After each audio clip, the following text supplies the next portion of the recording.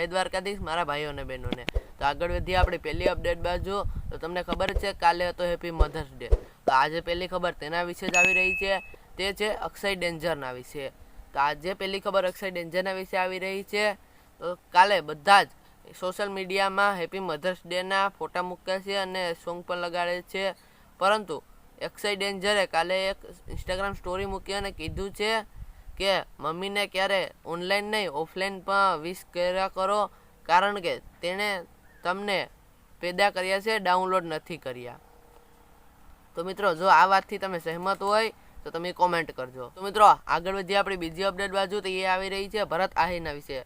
તો ભરત આહિરે કાલે એક પોલ મૂક્યો હતો અને તેમાં હતું કે શું તેને કઈ ગાડી નવી લેવી જોઈએ, થાર છે કે સ્કોર્પિયો છે। તો સૌથી વધારે મત એને સ્કોર્પિયોમાં જ આવ્યા છે, પરંતુ હવે આગળ તમે એના પેજને ફોલો કરશો તો તમને ખબર પડી જશે કે તે કઈ ગાડી નવી લેવાના છે, બાકી હું તો તમને ન્યૂઝ આપતો જ રહી। મિત્રો આગળ વધીએ આપણી ત્રીજી અપડેટ બાજુ। તો એ આવી રહી છે ધવલ ફોટોવાલાના વિશે। તો મિત્રો તમને ખબર જ છે થોડા દિવસ પહેલાં 10માનું રિઝલ્ટ હતું અને તેના ધવલ ફોટોવાલાએ તેનો વ્લોગ પણ બનાવ્યો હતો અને તેનો વ્લોગ આવી ગયો છે। તો તે 10મામાં પાસ છે કે ન પાસ તે પણ તેના વ્લોગમાં ખબર પડી ગઈ છે।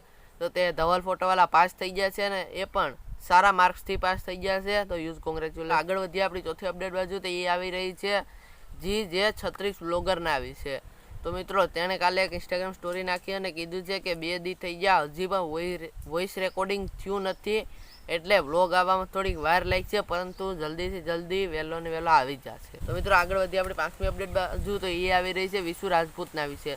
તો મિત્રો તેનો યુટ્યુબમાં વિડીયો સ્ટેન્ડઅપ મોટિવેશનનો આવી ગયો છે, તો જો તમે ન જોયો હોય તો જરૂરથી જોઈ આવજો, મસ્ત રીતે મોટિવેશન આપ્યું છે।